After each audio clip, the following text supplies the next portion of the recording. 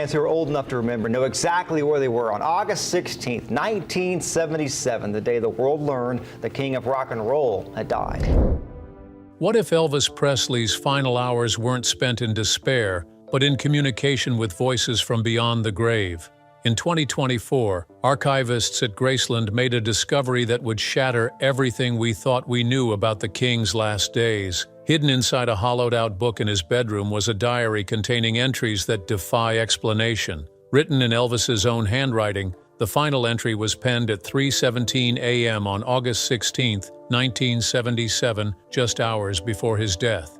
What he wrote wasn't a goodbye to the world, but detailed instructions he claimed to have received from deceased music legends about his role in a supernatural battle for the soul of music itself. This is the story of that diary and the impossible revelations it contained. The Locked Box Discovery Drive.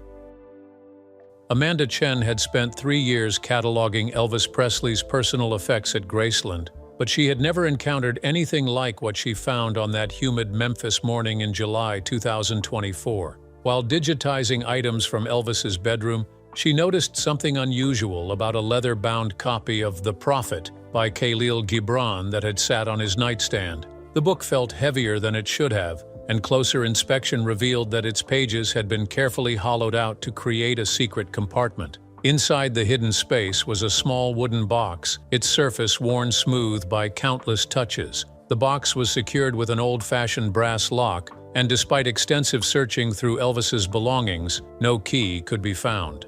Dr. Chen contacted Lisa Marie Presley, who authorized the careful drilling of the lock mechanism. When the box finally opened, it revealed a slim leather-bound diary with EAP embossed in gold on the cover. The diary contained handwritten entries spanning from January 1976 to August 15, 1977. Dr. Chen immediately recognized Elvis's distinctive handwriting, but the content was unlike anything she had expected to find. These weren't the typical musings of a troubled celebrity or complaints about the pressures of fame. Instead, the entries read like the careful documentation of a scientist recording extraordinary phenomena. The first entry, dated January 12, 1976, began with the words, "They came to me again last night. Hank was clearer this time and Buddy was there too. They say I need to start writing this down because people won't believe it unless there's proof." Dr. Chen felt a chill run down her spine as she realized she was reading Elvis's account of alleged communication with dead musicians. Each entry was meticulously detailed, including exact times, environmental conditions, and verbatim conversations that Elvis claimed to have had with deceased performers. The handwriting showed no signs of intoxication or mental instability. If anything, it demonstrated careful attention to detail and scientific methodology that suggested Elvis was completely lucid during these experiences. The diary's pages were filled with names Dr. Chen recognized: Hank Williams, Buddy Holly, Otis Redding, and others who had died young. But there were also references to musicians she had never heard of, obscure blues and country performers from decades past. Elvis had apparently been receiving visits from an entire community of deceased artists, all with messages about the spiritual significance of music and warnings about dark forces threatening the industry. As Dr. Chen continued reading, she realized this diary represented either the most elaborate hoax in music history or evidence of supernatural experiences that defied rational explanation. The final entry, written just hours before Elvis's death, would prove to be the most shocking of all. Voices from beyond. The diary entries from 1976 revealed a pattern of increasingly frequent supernatural encounters. Elvis wrote about his first experience with what he called the visitors occurring during a quiet evening at Graceland in early January. He had been alone in his music room playing piano softly when he became aware of a presence in the room. Looking up, he saw what appeared to be Hank Williams standing near the window, translucent but unmistakably real. According to Elvis's account, Hank had spoken to him about the spiritual power of music and warned him that certain people in the industry were working to corrupt that power for evil purposes. The conversation lasted nearly an hour, with Hank explaining that musicians who died young often remained connected to the earthly plane through their unfinished musical missions. Elvis wrote that he initially thought he was hallucinating, but Hank had told him specific details about his childhood that no one else could have known. The visitations became more frequent and involved more spirits as the months progressed. Buddy Holly appeared in March, warning Elvis about specific individuals in his business dealings who meant him harm. Otis Redding visited in May, teaching Elvis breathing techniques that he claimed would help him connect more clearly with the spirit realm. Each encounter was documented with the precision of a scientific experiment, including drawings of the spirits' appearances and exact transcriptions of their words. Elvis wrote extensively about his struggle to understand why he was experiencing these phenomena. The spirits explained that certain individuals possessed natural psychic abilities that could be amplified through emotional expression, particularly through music. Elvis's lifelong connection to spiritual music, combined with his massive emotional influence over audiences, had apparently made him a natural conduit for communication between worlds. The deceased musicians told Elvis that music itself was a form of spiritual energy that could heal or harm depending on the intentions behind it. They warned him about a growing movement within the entertainment industry to use music as a tool for manipulation and control, corrupting the pure spiritual essence of artistic expression for material and political gain. Elvis was chosen to serve as a guardian against these dark influences. One particularly detailed entry from August 1976 described a meeting with the spirit of Robert Johnson, the legendary blues musician who allegedly sold his soul to the devil at a crossroads. Johnson warned Elvis that the same demonic forces that had claimed him were now targeting the entire music industry, seeking to create a generation of artists who would unknowingly spread spiritual darkness through their performances. Elvis's growing understanding of his psychic abilities led him to seek guidance from living practitioners of the supernatural arts. His diary revealed a secret network of mediums, psychics, and spiritual advisors who had been helping him develop his abilities while keeping his experiences completely confidential. The most important of these was a Memphis medium named Sarah Whitmore.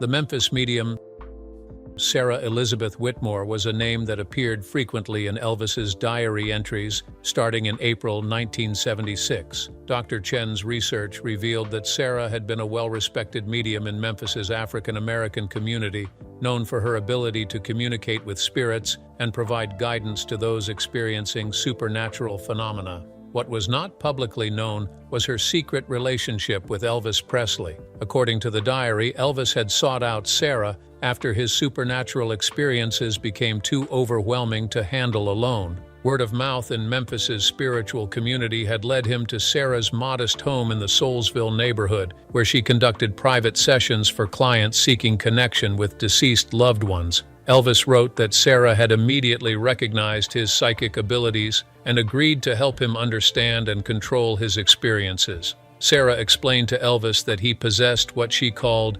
amplified mediumship, a rare form of psychic ability where the individual's emotional intensity could create powerful connections with spirits who had unfinished business in the physical world. Musicians were particularly susceptible to this phenomenon because music itself was a form of spiritual communication that transcended the barrier between life and death. Under Sarah's guidance, Elvis learned to control and direct his supernatural encounters rather than being overwhelmed by them. She taught him meditation techniques, protective rituals, and methods for discerning between genuine spiritual communication and potentially deceptive entities. Elvis wrote that Sarah's training had transformed his frightening experiences into purposeful communication sessions with deceased musicians who genuinely wanted to help him.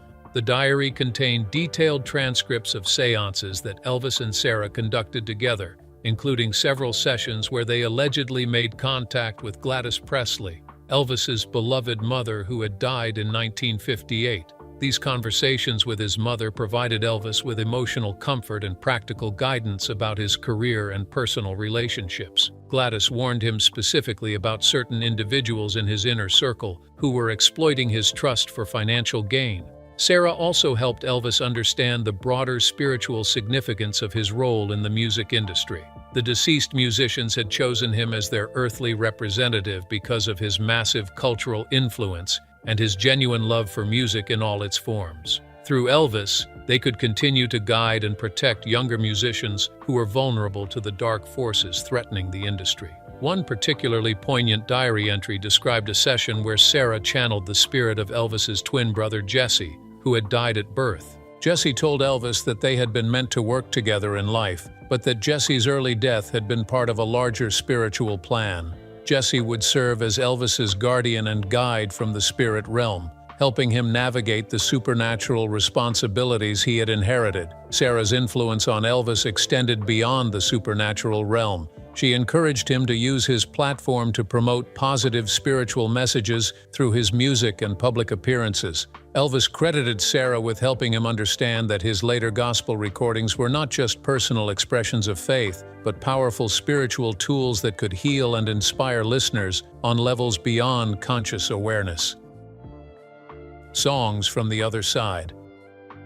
Imagine opening Elvis Presley's private diary and discovering that the king of rock and roll believed some of his most mysterious songs came straight from the other side. Not from inspiration, not from late-night jam sessions, but from direct encounters with the spirits of deceased musicians. Beginning in the summer of 1976, Elvis began documenting supernatural visitations in which departed artists appeared and handed him fully formed songs. These weren't fragments or vague impressions, he wrote, about entire compositions with lyrics, melodies, and even instructions for performance.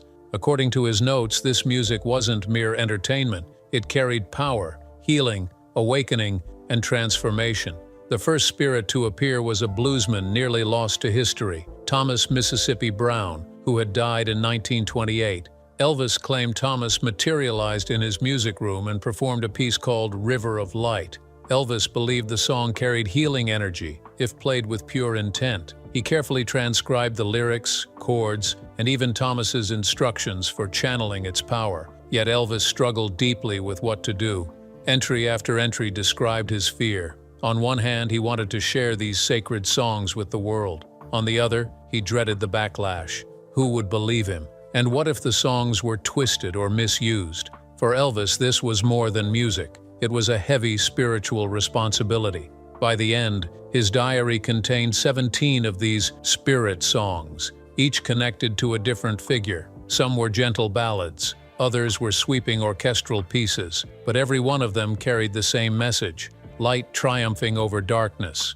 One of the most astonishing accounts came in October of 1976, when Elvis described being visited by Sister Rosetta Tharpe, the gospel guitar pioneer who had died just 4 years earlier. She taught him a song called Heaven's Guitar. Elvis swore it had the power to literally heal sickness if performed by someone pure of heart. He even claimed members of his household staff experienced miraculous relief after hearing him practice it privately. The spirits brought songs from every genre. Hank Williams gave him country pieces. Robert Johnson delivered haunting blues. Forgotten church musicians offered gospel hymns. Even Buddy Holly and other fallen stars of rock and roll brought him melodies laced with spiritual messages. Each composition mirrored its earthly style, but was infused with a message meant for a new age. Most chilling of all was Elvis's plan. His diary revealed that he intended to record these songs as a posthumous album, released only after his death, when, as he wrote, the world would be ready to believe. Each track would be paired with documentation of its origin, who delivered it, and what purpose it carried. And then just 2 weeks before his death, Elvis recorded one final visitation.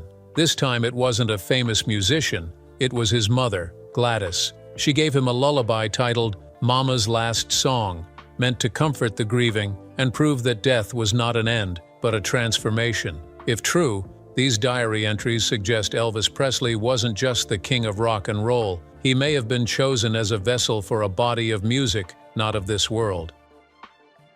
The Prophecies beginning.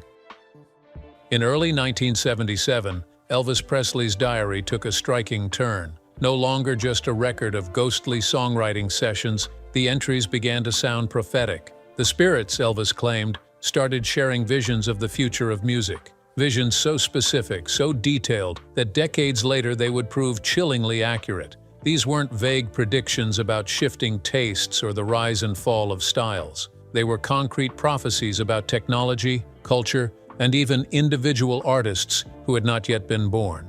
To Elvis, these revelations became undeniable evidence that what he was experiencing came from beyond the natural world. The spirit of Buddy Holly was especially active. In a diary entry dated February 19, 1977, Elvis recorded Buddy's astonishing description of a world where music was no longer stored on vinyl or tape. Instead, Buddy showed him visions of people carrying thousands of songs on tiny devices, smaller than a deck of cards, and downloading music instantly through invisible connections that spanned the entire globe. Buddy explained that this revolution would free musicians from the grip of record labels and radio stations, allowing anyone with talent to share their art directly with the world. But he also issued a warning. The very same technology could be twisted into a tool of control, censoring and filtering art to serve commercial and political agendas. Then came one of the most striking visions, delivered by the spirit of Otis Redding in March of 1977. Elvis wrote that Otis described a television channel devoted entirely to music videos. This network, Otis said, would emerge in the early 1980s and would transform the industry, making visual image just as important as the music itself. According to the prophecy, it would open new doors for creativity, but also fuel the objectification and commercialization of musicians. Within a few short years, the world would know this prophecy as MTV. Robert Johnson, the legendary bluesman, offered another remarkable prediction. He told Elvis about a new style of music that would rise from urban African American communities in the late 1970s, rooted in the spoken word traditions of Africa and fused with electronic rhythms. It would change the face of popular music forever. Elvis wrote it down in detail, what we now know as hip-hop. Perhaps the most personal prophecy came from his mother, Gladys. She showed Elvis that his death would not end his career, but magnify it. His home would become a shrine, his songs would be reborn in new formats, and generations not yet born would call him their king. The spirits even named future artists, describing how they would carry music's spiritual torch to heal, inspire, and uplift. Some of those names, written down in 1977, would later become icons of modern music, but not all the visions were hopeful. A chorus of departed musicians warned Elvis of a dark age in the early 21st century. Corporate powers, they said, would drain the spirit from music, replacing soul and originality with artificial formulas designed to exploit human psychology. Finally, in the days just before his death, Elvis recorded his most profound vision, this time from his twin brother, Jesse. Jesse revealed that a global spiritual awakening would sweep across the 21st century, and music would be its language. Elvis's own passing, Jesse explained, was not an ending but a transformation. From beyond the veil, Elvis would serve as a guardian, guiding this renaissance of music that would unite humanity under the banner of light. The final award. The last month of Elvis Presley's life, as revealed in his private diary, reads like the final chapter of a prophecy. His entries grew increasingly urgent, filled with warnings from the spirit world that his earthly time was almost over.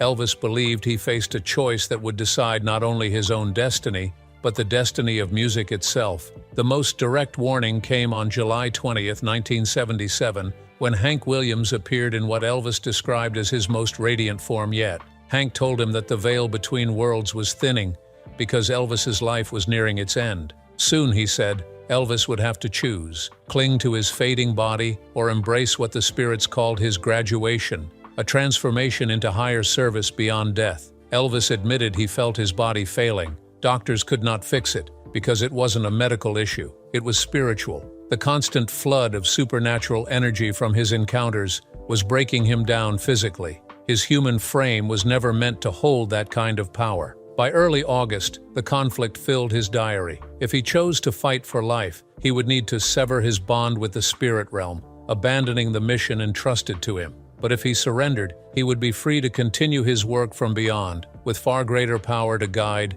inspire, and protect music itself. It was his mother, Gladys, who finally gave him clarity. In their last conversations, she assured him that death was not the end, but a transformation. From the other side, she promised, he would gain the ability to directly shield musicians from dark forces and preserve the spiritual essence of music for generations. But the warnings did not end there. the spirits revealed how his death would be twisted, his estate mismanaged, his image commercialized, his very name turned into a brand. Elvis even wrote down the names of those who would profit from his passing, as though leaving behind a warning for the future. On August 10th, Robert Johnson returned with the darkest revelation yet. He spoke of a demonic entity he called the Silence, a shadow feeding on corrupted music. Johnson told Elvis that these dark forces were orchestrating his death to silence him forever. Yet there was a counter-plan. If Elvis accepted his fate willingly, his death would not be a defeat but a victory.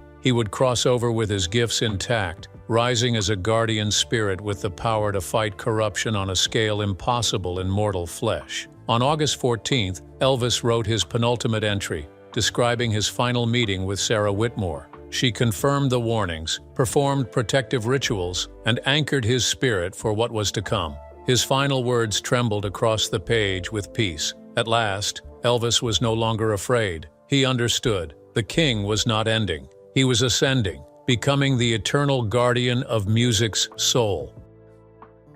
The August 15th revelation, Elvis Presley's final diary entry, written in the early morning hours of August 16, 1977, at exactly 3:17 a.m., stands as one of the most extraordinary documents in music history. His handwriting, shaky from exhaustion yet filled with clarity, revealed his complete acceptance of a supernatural destiny. In these last words, Elvis outlined precise instructions for his posthumous mission as a guardian spirit of music. The entry began with his account of one final visitation. Just after midnight, a radiant assembly of departed musicians appeared in his bedroom. They were led by his beloved mother, Gladys, and his twin brother, Jesse. Elvis described the gathering as a glowing council of souls who had come to guide him through his transition. In their presence, he said, he felt the deepest peace of his life, a clarity that erased all fear of death. The spirits revealed the full scope of his responsibilities beyond the grave.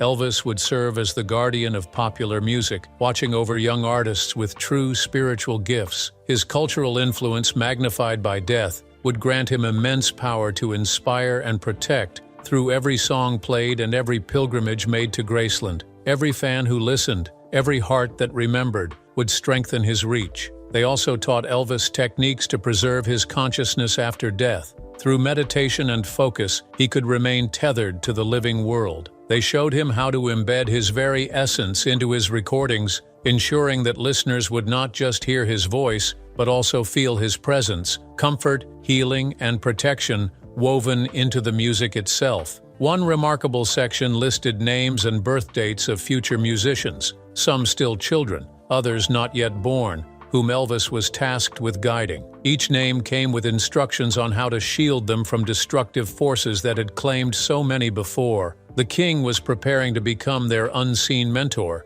Even more astonishing, the spirits showed him how to continue creating music after death. By composing in both the spiritual and physical realms, Elvis could deliver new songs through receptive artists, melodies carrying the healing energy needed to counteract corruption in the industry. He also foresaw his role in a coming spiritual awakening of the 21st century. In this vision, musical boundaries dissolved, technology served creativity instead of replacing it, and music reclaimed its role as a universal language of the soul. His death, Elvis wrote, was time to place him at the center of this renaissance. He closed with a promise. Though his fans would grieve, every tear shed, every tribute given, every journey to Graceland would only strengthen his bond with the living. Elvis ended his diary with words that echo beyond death. Those who understand the true power of music will always feel my presence. My greatest concert is yet to come, performed not on earthly stages, but on the eternal stage of spirit,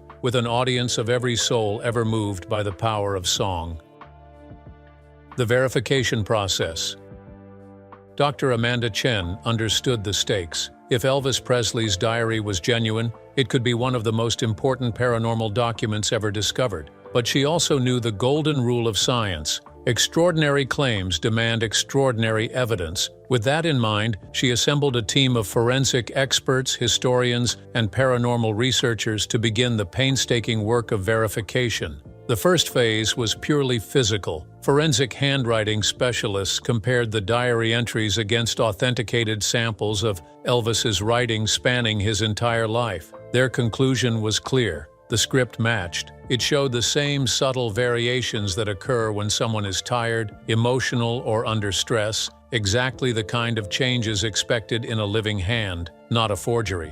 Next came the materials themselves. Carbon dating confirmed that both the paper and ink originated in the 1970s, but what caught the team's attention was a deeper test: spectroscopic analysis of the ink. Under the microscope, they found crystalline structures and trace elements that didn't belong, substances never used in commercial inks of the time. Some on the team suggested that these anomalies might indicate psychic influence. While not definitive proof, the finding made the diary even harder to dismiss. Meanwhile, Dr. Chen's historical team followed the trail of names and events in the diary. Their most compelling breakthrough involved Sarah Elizabeth Whitmore, the Memphis medium Elvis wrote about repeatedly. Records confirm that Sarah lived in Memphis during the period Elvis described and that she died in 1981, exactly as he predicted. Interviews with Memphis's African-American spiritual community revealed that Sarah was indeed known as a powerful medium who worked with wealthy, secretive clients. Some elderly residents even recalled seeing luxury cars parked outside her house in the mid-1970s. One claimed to have spotted a man resembling Elvis himself slipping in through the back door.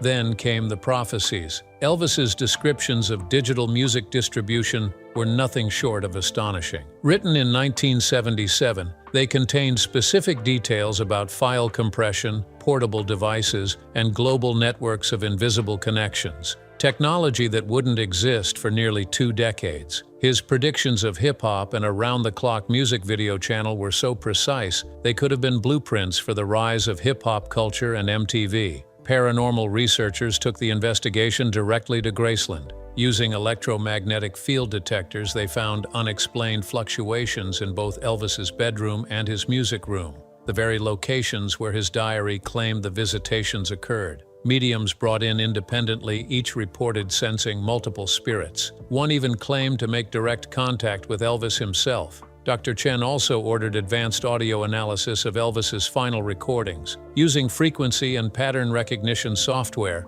researchers detected hidden harmonic layers, subliminal vocal patterns embedded beneath the music. While the purpose of these patterns was unclear, their presence supported Elvis's claim that he had encoded spiritual information into his songs. But perhaps the most compelling evidence came from living musicians. Several well-known artists agreed to share private experiences, dreams, visions, and sudden bursts of inspiration where Elvis appeared to guide them. Incredibly, the advice and messages they described matched instructions Elvis had documented in his diary about his posthumous mission. Finally, the team examined Elvis's medical and autopsy records, looking for a rational explanation. While his heavy use of prescription drugs was undeniable, they discovered periods of complete sobriety that aligned with some of his most intense supernatural encounters. This suggested that drugs alone could not explain what he had experienced. For Dr. Amanda Chen, the conclusion was unsettling.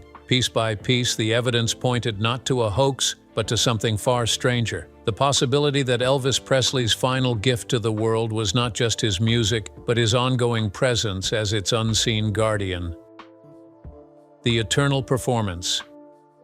The final phase of investigating Elvis Presley's diary produced revelations that changed everything about his death, his legacy, and his continuing presence in modern music. Testimonies began to emerge from contemporary musicians across genres. Their stories were not vague claims, but detailed accounts that lined up exactly with the methods of spiritual guidance Elvis had described in his last diary entries. The evidence pointed to one extraordinary possibility: Elvis's consciousness had survived death, and he was still shaping the music of the world. One of the most striking accounts came from Grammy-winning singer-songwriter Maria Santos. In the year 2021, on the anniversary of Elvis's death, Maria experienced what she described as a vivid dream in which Elvis appeared and taught her an entire song. The dream included details of his posthumous mission, information that had never been made public. The song went on to become one of her biggest hits, and fans reported that it carried healing qualities, helping them through depression, grief, and emotional crises. In the world of hip-hop, Marcus "Truth" Williams shared an even more remarkable encounter. During a private tour of Graceland's music room in the year 2023, Marcus said Elvis appeared to him directly. The spirit of the king gave him personal warnings about destructive influences in the industry, naming individuals and deals Marcus should avoid. Months later, those warnings proved true, saving his career from the traps that had ended so many others. Rock guitarist Jennifer Hayes described a series of encounters that began when she was battling addiction.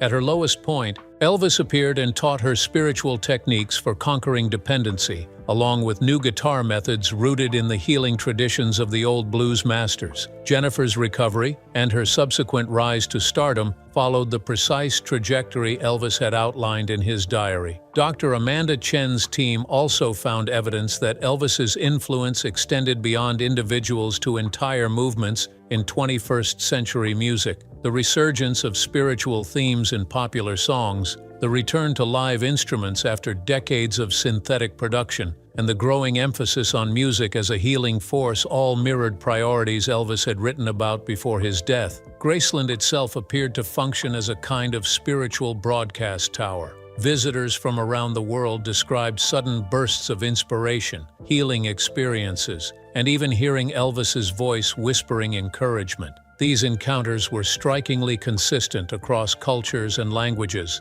as though the mansion had become a permanent anchor for Elvis's posthumous presence. Even broader analysis revealed patterns in global music since 1977. Whenever humanity faced moments of crisis, positive musical movements seemed to rise simultaneously in different cultures without earthly coordination. Many of the musicians behind these waves claimed their inspiration came from an unseen source, descriptions eerily similar to the guidance methods detailed in Elvis's diary. Perhaps most astonishing, the investigation revealed that Elvis's reach was not limited to famous performers. Teachers, therapists, pastors, and healers around the world reported drawing supernatural strength from Elvis's music in their daily service to others. The conclusion was unavoidable. Elvis's death was not the end of his story, it was the beginning. His transformation from entertainer to guardian spirit amplified his influence far beyond what he could have achieved in life. His final diary entry had not been a farewell, but a vow that his greatest concert was still underway, performed not on earthly stages, but on the eternal stage of spirit, echoing in the hearts of all who listen. The discovery of Elvis Presley's final diary entry reframes everything we thought we knew about his life, his death, and his legacy. What seemed like the tragic collapse of a superstar may have been the deliberate transformation of a man into something greater, the king of rock and roll becoming the eternal guardian of music's soul. Whether you accept the supernatural elements as literal truth or interpret them as the visions of a deeply spiritual artist, one fact remains undeniable. Elvis's influence has only grown stronger since his passing. His words, his music, and perhaps even his spirit continue to inspire, guide, and protect artists across generations. His final message was not goodbye, it was a vow. The king has not left the stage. His eternal concert plays on, proof that true music can never die. If this story gave you chills, hit like, subscribe, and join us for more untold legends.